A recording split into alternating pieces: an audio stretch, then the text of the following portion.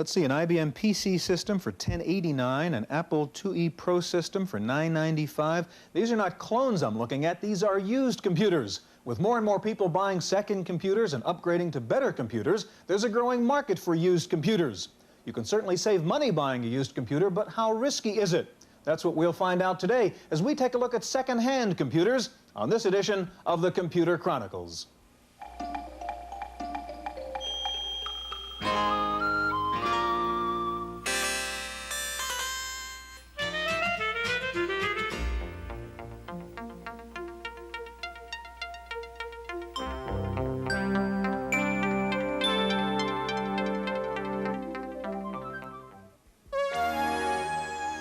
The Computer Chronicles is made possible by Leading Edge, makers of IBM-compatible computer systems, including Lotus Lookalike Spreadsheet, word processing with spelling correction, communication software, and Hayes-compatible 1200 baud modem. Leading Edge with over 1,000 service centers nationwide. Additional funding is provided by McGraw-Hill, publishers of Byte. Byte's detailed technical articles on new hardware, software, and languages cover developments in computer technology worldwide.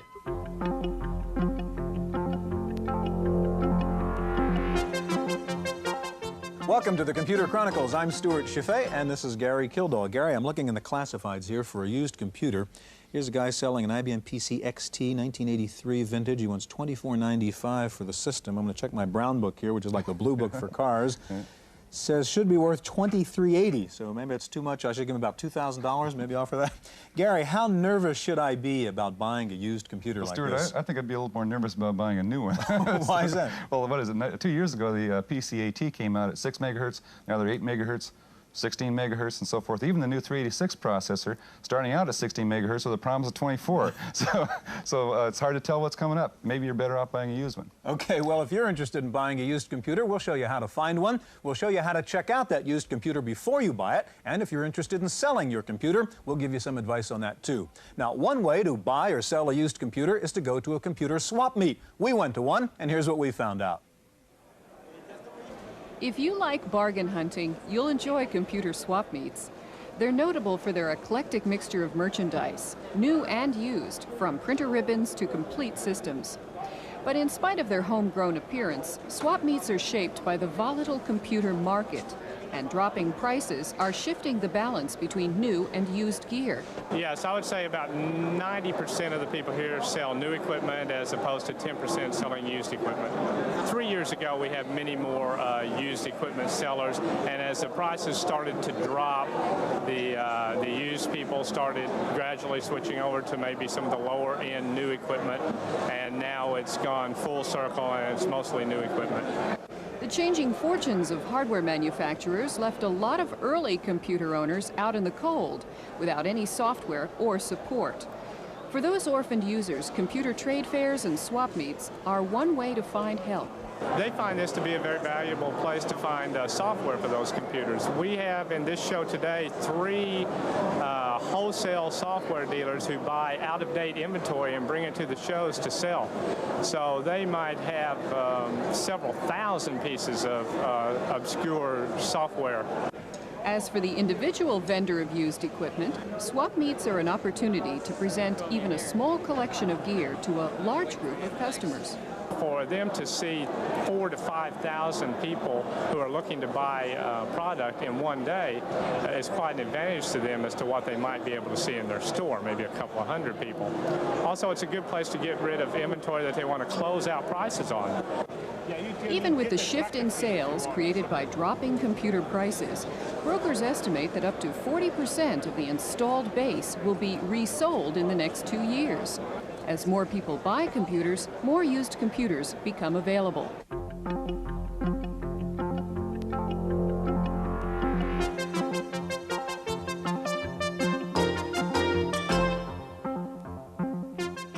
Joining us now in the studio is Mark Couch, president of Interstate Computer Bank of Mountain View, California. Next to Mark is Stan Politi, publisher of Computer Currents magazine based in Emeryville, California. Gary. Mark, you and Stan have both had experience with the used computer market. Are users or the customers, are they satisfied with the products they get, or the horror stories about bad computer systems that have been sold to people? Well, there's some horror stories out there, but I believe for the most part people are happy with buying used computers. What kinds of people do you find walking into your store that are looking for a used computer as opposed to a new one? Typically we find second users, or people buying their second computer coming into our store. They're not afraid of computers. They know what they're looking for. They know how to check them. So it's not really the first-time user that's going. We do see some, but typically it's a second-time user. So what are the most popular computers that are sold in the used market? We've had a lot of sales in the 2 Plus, 2Es, and now the IBMs. Stan, what do you see in your classifieds? What kind of machines are people selling and buying? Right now, the most popular are IBM and the IBM clones. We find that all of a sudden we'll get a whole bunch of compacts or a whole bunch of printers at one time. We've been trying to figure out what the trends are, but it's really hard because it doesn't last. The next issue, then maybe modems are predominant. Can you tell how easy it is for people to sell the used computers? I mean, you have to run an ad for a couple of months, or is it 1 week? Or Generally, one issue is all it takes. We very seldom do we have anybody coming back for more than to advertise in more than one issue. They tell us they're able to sell it that quickly. Are there other ways that people are selling computers now, other than classified ads or in the stores? For example, on online systems, things of that sort? Some people are doing that on bulletin board systems. They're able to sell it that way, or they go to the computer swap meets. They'll put it on the consignment table, things of that nature. It depends on how much time you're willing to take. You know, how valuable is your own personal time. How about software? Do people sell used software also? We get some of that. Is that right? Okay. Wonder where they get it. Huh? Really, I can't imagine. Apart from the online services, which we're going to take a look at a little bit later in the program, you guys really have different approaches to selling used computers. I want to hear the advantages and disadvantages. We have viewers who are thinking about buying a used computer. What are the relative merits here, buying it through the classifieds directly from the seller or going to a middleman like you, Mark? I think we actually we deal with the person one-on-one. They come into the store. We warranty it ourselves. We are in a location they can come back to for help or other products. And but odds are they pay more for it when they go to you, don't they? It depends. Through the classified, they might pay more, they might pay less. It really depends. For example, what would a machine like this cost? This is an IBM PC. IBM PC 8088 based. Right, that's correct, with a IBM color monitor. We sell that for about $1,300. Okay, and you just pulled this out of your store, in That's fact. correct. And what would the comparable new price be on a similar Somewhere machine? around $1,600, $1,650 So would be a new considerable system. saving. That's right. What about the classified? People satisfied there? I mean, do they save money, in fact, buying through the classifieds as opposed to through a store? Not necessarily. It really depends. Going to someone like Mark, you're going to get your cash very quickly. You don't have to take the time. It really depends, again, on your own personal time. It's like selling a used car. You can go to a used car lot, get your money right away, or you can take the time and trouble to do it yourself. Where do you get your computers that you sell? Who sells them to you, Mark? We have a number of sources. We have individuals that call up wanting to sell their units. We also deal with larger companies getting rid of computers and upgrading. Also, we deal with retailers who are overstocked with later products. Now, one of the problems, of course, that a customer is concerned about is that how they're going to make sure that the machine they're buying is a good shape. Do you have a program here that helps you out? Yeah, what we use to check the drives is a program by Dyson called Interrogator, and it goes and it checks the drives without opening up the equipment. You can check it and. Could you run it for us and let's check out, let's see if I'd buy that machine that's in your store. Okay, sure. Go ahead and set it up here. And it's testing certain criteria now on the drive. Spindle speed, centering, radial alignment, azimuth alignment.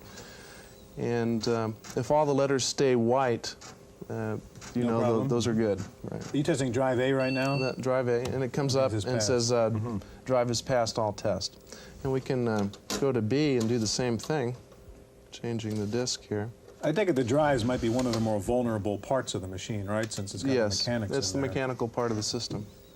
I think a lot of us have computers that have one disk drive that doesn't quite work right. Right.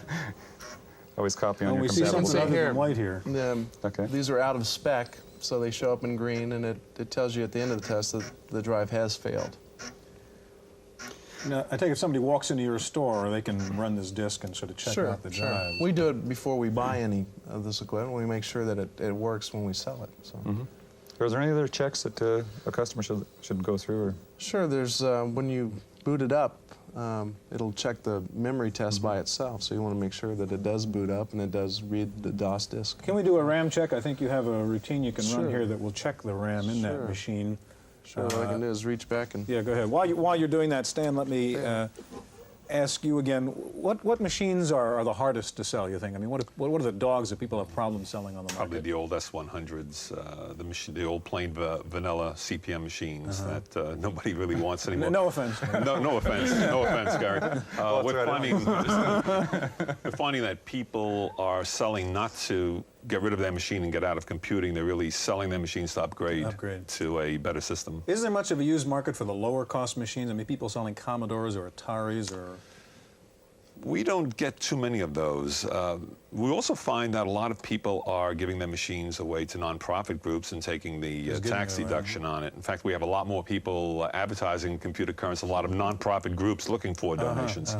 And for some machines, you're better off doing that than trying to sell it, because you can get more from as a tax deduction than you can cashing out. Is your RAM test working there? Yes. What did we find out? It showed up with a parity check error. Right before this, there was an address that it gave of the actual RAM chip that did fail, and there's a way from that address to determine what chip number? did What fail. was the address? It was 2004 with a 201 error following that. So the 201 says that there is a RAM error, and the 2004 describes where that RAM error is on the motherboard. And what would you do if you found that? So on the motherboard, the first two digits describe which bank of RAM the error occurred. And since that was a 2004, it would be in the third bank. And the second two digits describe which row. So 04 would be this fourth row, so it would be this chip here. And what would it cost to repair that? Typically, well, the RAM chip itself, only you can buy them for around $1 now. So. Okay, so it's not a major problem. Just go in and fix it, right? Okay, gentlemen, thank you very much. Now, we're going to find out a little bit more soon about how you kick the tires of a used computer, and we'll take a look at an online service, a bulletin board that gives you information about buying and selling used computers. But first of all, what happens when your used computer becomes an orphan? Well, Wendy Woods has that report from, well, I guess you'd call it an orphanage. They're called orphans, computers that are no longer being made by companies that no longer exist, like this executive from Osborne.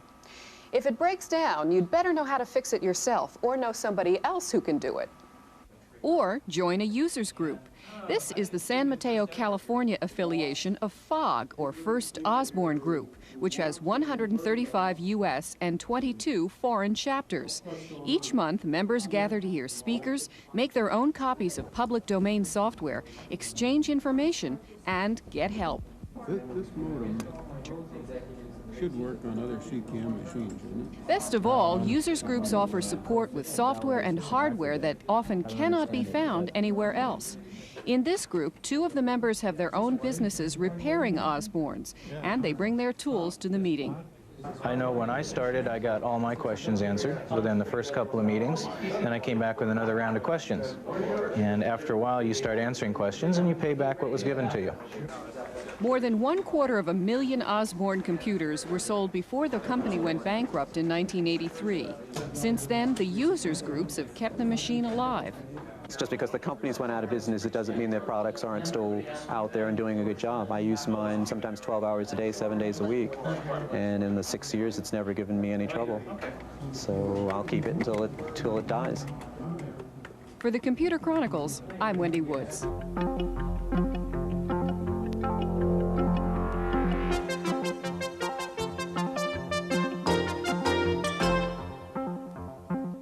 Joining us now is Alex Randall, founding partner of the Boston Computer Exchange, and sitting next to Alex is Brad Rudick, Vice President of CAS New and Used Computers of Chicago.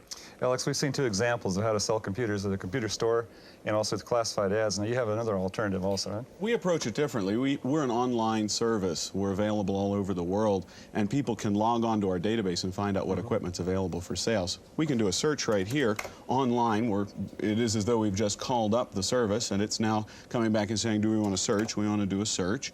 And when we tell it we want to do a search, it comes back and says to us, what kind of equipment do you want to purchase? Do you want to buy equipment or do you want to sell equipment? In this case, we want to find out what people have for sale. So we type in sell, and it comes back and says, what kind of equipment would you like? Accessories, disk drives, laptops. In this case, we'll go look at a micro and see what they have in micros.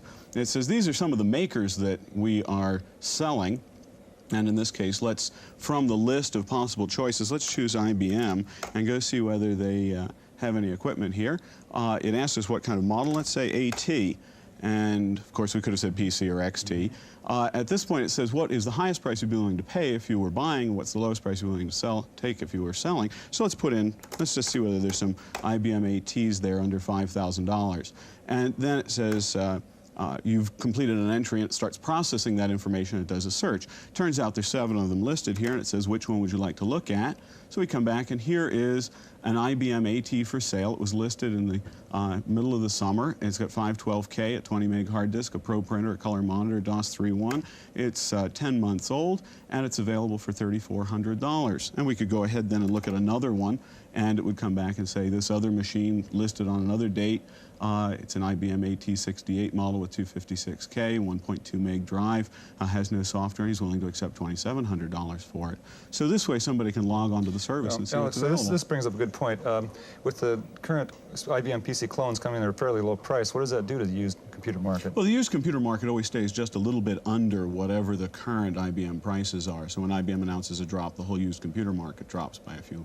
But what about clone prices? I mean, how do you compare that? Well, we normally find that a new clone sells for about the same price as a used IBM PC, so that they're comparable in price, and it's usually about 20 or 30% below what current list price is for that same equipment. Brad, what should we talked about this earlier, but what should a customer look for and avoid buying? There are several items that a customer should look at in a used computer. Number one, first and foremost, I think the most important is to make sure that all the manuals with the software and especially the operator's manual are present on the system. That's very important because it's very difficult to purchase them outside of buying the computer. And of course, there's other things you want to check, make sure the cables are all complete, there are no burns in them, and make sure they're all there, such as the keyboard, the monitor cable, and if there's a printer, you want to make sure the cable's there also, because they can cost anywhere from $30 to $50. You also want to make sure you copy from one drive to the other, because what that's making the drives do is it's making them read and write, as opposed to just reading information from a program. Alex, could I ask you to sign off here? Sure. So we want to get the computer set up for Brad, who's going to run some diagnostics for us. And while you're doing that, let me ask you, what's the size of that database usually at any one time, We Alex? keep about 1,000 machines on hand at all times, and what we consider a kind of virtual inventory. So there's always about 1,000 pieces of equipment from every major manufacturer. And what's the deal? I mean, what does it cost to use that service if you're a buyer or seller? Well, we charge sellers a 10% commission. We charge buyers nothing. So it costs nothing to find equipment. It costs nothing to list equipment with us. And we make transactions for 10% of the selling cost. Is there a problem being a national database? And I mean, I can never really get to play with the computer if I'm in San Francisco and I'm buying it from some guy in Boston. Well, our business is to be the neutral intermediary to make sure that you're happy at the end of the transaction and that the seller's happy at the end of the transaction. So we're in the position of really being a neutral party to ensure that everyone comes out of the deal happy. Brad, Gary mentioned the low-cost clones as an alternative to buying a used IBM or something like that. You sell both new and used computers in your stores in Chicago. Regardless of what kind of machine you're buying, what can a buyer do to test out the machine before he buys it? A good way to test a computer is to use a diagnostic diskette. And what that is diskette you insert in the computer, and it electronically analyzes the system configuration and all the different computer components. Okay, you've got the diagnostic one in this leading edge, and show us, for example, the kinds of things you could test on this machine. Okay, well, we've got, as you insert the diskette, it automatically analyzes what you have, and it gives you a list. Here we have a list of a clock, a keyboard, printer, and so on. We'll hit the F2 key to examine the keyboard. We get a series of spaces, each denoting one of the keyboard keys. And as you can see, we can just hit the keys. If it comes up, that's fine, but we want to make sure to hit all the keys, because if it doesn't come up, that means that particular key is bad. Okay, let's test another part of the machine. Okay, what we can do here is we can test the monitor? We can test the monitor by hitting F5. And we've got a monochrome monitor only, so we'll go ahead and test that. And so we'll hit any key to go ahead. And now we just get a series of characters. It says hit any key. Now we get an example of reverse video as well as blinking, which are used in some software programs. then hit the key again and we get a graphics grid. Make sure the whole keyboard is in center. And we hit another key which will give us a graphics demonstration to make sure that the graphics capabilities are functioning properly. Now, could you be running this diagnostic test on any computer? I mean, is there a generic diagnostic disc? No, there's not. There's a diagnostic diskette that's available for every computer that was made generally. Now, sometimes only service facilities in computer stores are available. However, a person such as buying a computer such as Leading Edge, you get a diagnostic 4.0 diskette with that. But if I wanted to buy a used PC, for example, I could get a PC diagnostic disc and shove it in that machine, too. If you could find one, you could do it. They do sell them with the IBM PC also. Also, what I wanted to say was that if someone's looking for a computer with a hard drive, it would be best to have a service organization take a look at it beforehand, because it's a very expensive unit. The hard unit. drive is chancy. Yeah. We just have about a minute left. Alex, let me ask you, what's the track record on people who buy used computers compared to buying a new computer? I asked Gary this at the beginning. Is it any riskier? It's actually less risky. New equipment tends to fail because the chips haven't been burned in, and the older equipment actually is safer to own. As soon as it's been burned in, then you know that the electronics won't fail. There is, of course, always the problem. Mechanical components, keyboards, disk drives, printer heads will fail in time, but those are most easily tested. The equipment basically is very sound, and our experience has been that most of the computer equipment we sell used is 100% workable at the time that it's sold. Alex, how about peripherals like printers and things of that sort? Are they really subject to more wear and tear? They're subject to more wear and tear because they're mechanical, and it does require more testing to make sure that they're really completely there. Gentlemen, thank you very much. We'll be back with a closing comment from George Morrow in just a moment.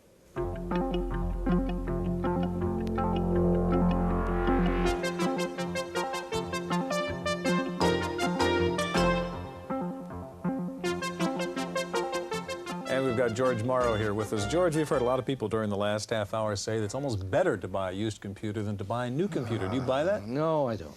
I don't. Why? Well, there's a couple of reasons. It isn't all negative, but look, for a good used computer market, you got to have lots of customers, and we don't have that yet. We know nothing like used cars. You don't have manufacturers that support their used computers. I'll really believe a used computer market when I see IBM saying, look, we'll take your trade in and then we'll sell it. That hasn't happened. Like the auto market. On the other hand, there's been a real durable market in used mainframes, in large tape drives and disk drives and things like that. So there is a market there. But I'm afraid at the moment it's kind of selective. Now, the new machines do have new features and benefits. That's what I was going to ask. Yes, that's right. Look, the features change tremendously. On top of that, the prices are going all over the place. I think if I were going to buy a machine, I'd buy a new one. It isn't. Now, on the other hand, look, who are the main customers for these used computers? The second-time buyer. So that says there is a market there. I just don't think it's like used cars, and I don't like to see it promoted like that. You had a question about prices, Gary, you wanted to ask. Well, if we take a look at these clones that are in here now, we talked about the clones, and they're selling them around the $1,000 range. What's that do to the price of an old PC that you paid a couple $1,000? I think it's got to hurt it, because, look, if you understand the clone market, one of the things the clone guys have done real well on what? On pricing themselves 20, 30% under IBM and giving you more features. So if I say a used computer is the same price as an IBM, so what? So what? I'd rather have the clone. George, Gary, we're out of time. And we'll be back in just a minute with this week's Computer News.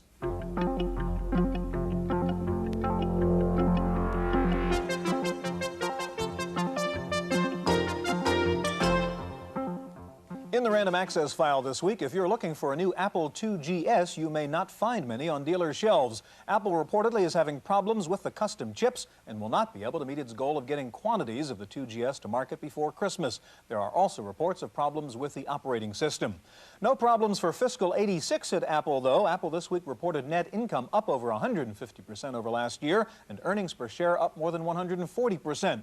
The improvements were based on the recent cost-cutting efforts. Apple's net more than doubled, despite virtually no change in total sales.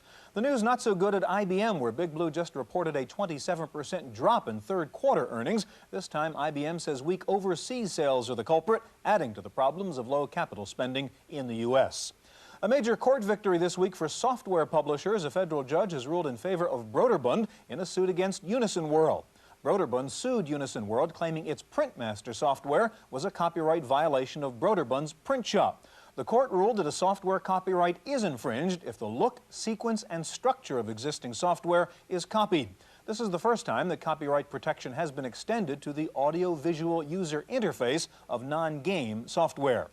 Wang has unveiled a new laptop computer with a built-in printer and an electronic disk drive. The Wang laptop weighs in at 14 pounds and will sell for $3,500. Two would-be computer entrepreneurs are hoping to copy the Jobs-Wozniak magic with a new Apple IIe compatible called the Worm. The company, called TL Computing, is based in Riverton, Wyoming. The Worm will come with a disk drive, monitor, and 128K for $700. The Worm makers say it will run IIe software, but that it is not an Apple clone. Commodore says the rumors of the death of the C-128 are not true, that the C-128 will stay in production, and that sales are very healthy. There had been rumors that Commodore would dump the C-128 in favor of a new C-256. Time for this week's software review, and here's our reviewer, Paul Schindler. Well, no one's ever going to mistake me for Bob Hope, but I do like a round of golf now and then, and I found a good program for armchair golfers like myself called Mean 18. Now, first of all, it's just a good game, but secondly, it's one of the first games to take advantage of IBM's new Enhanced Graphics Adapter. If you have an EGA board, you can run an EGA version of Mean 18. Now, what difference does EGA make? Well, here it is in CGA, and here it is in EGA. I think you'll like Mean 18. You have your choice of Augusta, where they play the Masters, Pebble Beach, where they once played the Crosby, and historic St. Andrews. You can also construct your own golf course, and you can choose either regular or professional tees and a beginner or expert level of play.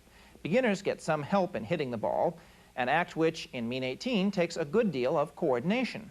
Here's a quick look at putting. Mean 18 is by far the best computer golf game yet. Others let you pick a direction and a club. In this game, your coordination determines how far and straight your shot is, just like in real golf. Mean 18 is $45 from Accolade Incorporated. For the Computer Chronicles, I'm Paul Schindler. Javelin Software has announced a special promotion for its Javelin spreadsheet program. The Cambridge, Massachusetts software company says it will knock the price on the Javelin down from $695 to $99.95 for the next 10,000 copies sold. You have to buy it directly from Javelin. The American Bar Association is putting its official stamp of approval on some 20 legal software packages and encouraging lawyers to only buy ABA-approved software. The ABA says there is a lot of bad legal software out there, and that's giving computers a bad name in some law firms. Lawyers in Southern California have started a legal bulletin board there specializing in entertainment law, computer law, and telecommunications law. Attorney Robert Cohn is the CISOP.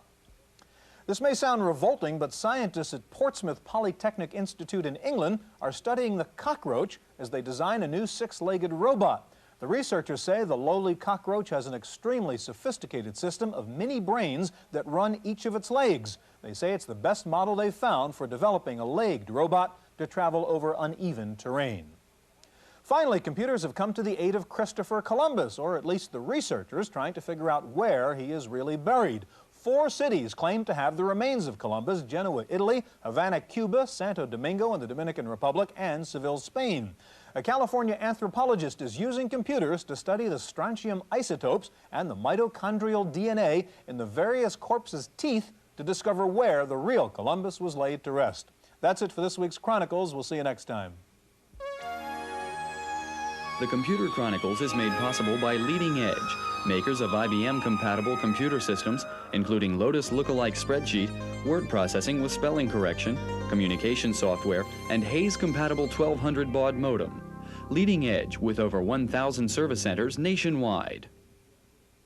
Additional funding is provided by McGraw-Hill, publishers of Byte. Byte's detailed technical articles on new hardware, software, and languages cover developments in computer technology worldwide.